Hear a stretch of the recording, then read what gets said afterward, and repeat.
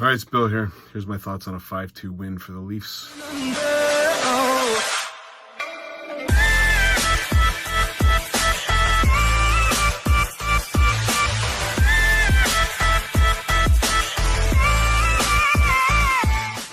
All right, well, here's my views on a 5-2 victory.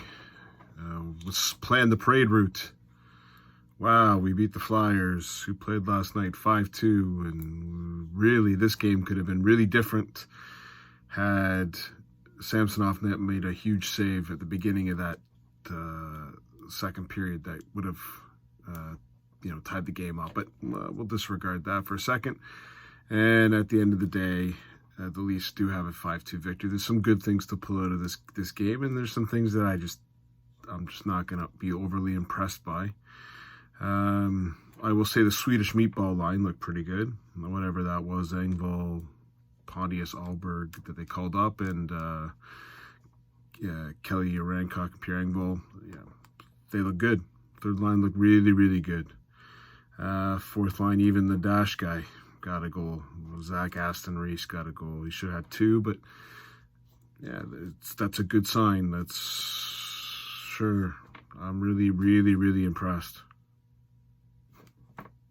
You're playing a Philadelphia Flyers team that's a bad team. It's a really bad team, actually. How they're 5-3-2. John Tortorella. Hats off to you. I will also mention this about the Leafs. For the sixth time, for more than 50% of the games this year, the Leafs have got the backup goalie from the other team. Now, I didn't think Sandstrom played bad, but I don't think he played good either. He was all right. I saw what Carter Hart did against the Rangers.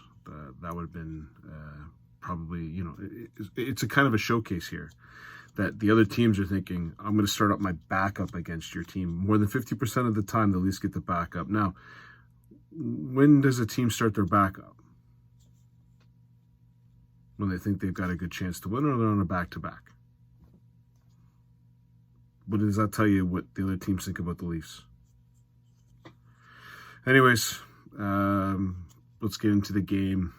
Matthews scores on a power play. I thought, wow, the Leafs are getting a lot of power plays, but a lot of chintzy calls in this game. I didn't like the calls, both teams. There was a couple calls, and there was a call that should have been called on Hall at the beginning of the third period. It was a blatant hold, but it wasn't called and allowed to a 2-on-0. But I thought the refereeing was atrocious both ways. So let's button hook it and say even Steven on that one. Refs were brutal both ways. And then you get into some of the shifts. So what I will do is say this.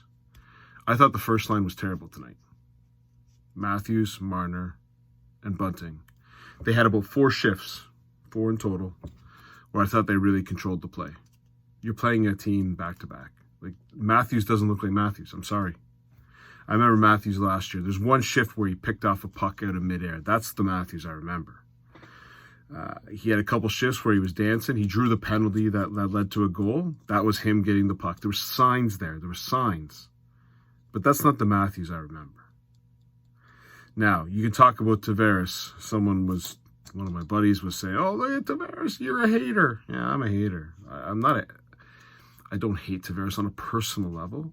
He's the highest paid for what he brings to the table. The man can't skate. It doesn't change. He plays a Flyers team. He made Sanheim look like an idiot for a nice goal. It was a nice goal. Cut across the net, went to the net. Hey, I'll give it to Tavares. He goes to the net. He's one of the few Leafs that goes to the net. It takes him a year to get there, but he goes to the net.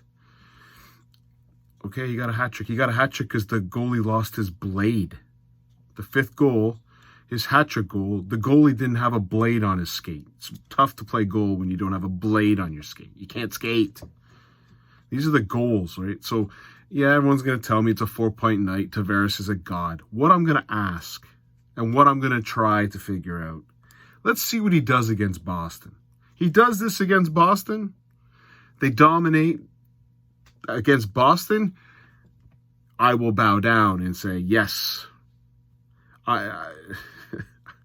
Konechny showed up for the Flyers. I didn't notice anyone else. Owen Tippett took a puck to the face. Then he scored a nice goal. That was a quick release, by the way. Okay. Again, I'm not sitting here going, wow, 5-2, playing the parade route. I'm like, 5-2, that's a nice win. Certainly, the Swedish meatball line looked really good. Fourth line pitched in. Malgin looked like okay.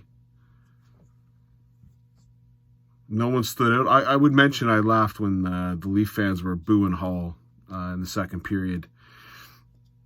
Both of those things were not his fault, by the way. There's things to boo. There's things to boo Hall on. There's definitely things to boo Hall on. Boo Hall.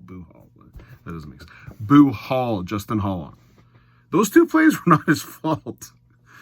So he thought Matthews was staying on the ice, so he was going to hand it back to him. Matthews took off for a shift. Those things happen, and then he takes a back pass from a blind backhand pass from Brody.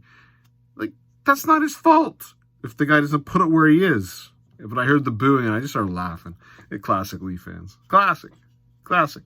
There's things to boo him on. Those two plays were not things you can boo Justin Hall on. I know that they look bad, but they're not his fault. So I got a good kick out of that. Anyways, that's classic Leaf fans. Classic show up, you pay your $250 to get a ticket and you have no idea what the friggin' game of hockey is about, but good on you. Fair enough. By the way, I don't like Hall. I've made that very clear in all my videos. I don't like Hall. But you can't boo him for something that's not his fault. Things that are of concern. How many backhand blind passes can the Leafs do?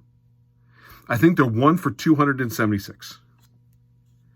Bunting, horrible backhand pass that led to a bad one. Marner giving away the puck like it's a free pizza. It's like Oprah Winfrey. Here's your money. Take the puck. Really learned his lesson. Obviously, the benching really hit him. But it's a win, so everyone's going to cheer and go, woo-wee. Saturday against the Bruins. Let's see what they do. They do a little bit of they definitely dominated some shifts on this game. The third line showed. I want to see how they perform against the Bruins, who I don't think are going to be on a back-to-back. Always are up for the Leafs. If the Leafs play well and dominate and do something like they just did against the Flyers against the Bruins, I will comment on it. If John Tavares gets 4 points against the Bruins, I will comment on it. I'll go, thank you. I don't think he can. I'm not going to take a 5-2 win over the Flyers on a second game or playing back-to-back with a backup goalie winning 5-2. That's what the Leafs should do. Let's see what they do against the Bruins. Anyways, again, I probably won't get a lot of views because the Leafs win. I wasn't impressed, other than maybe the Swedish meatball line. I thought Samsonov played all right. Second goal, maybe, but okay, we'll give the second goal for the save he made to prevent it from getting tied. I'll take that one.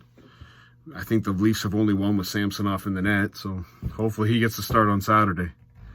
All right, I'll talk to everyone Saturday. Cheers. Enjoy. Bye.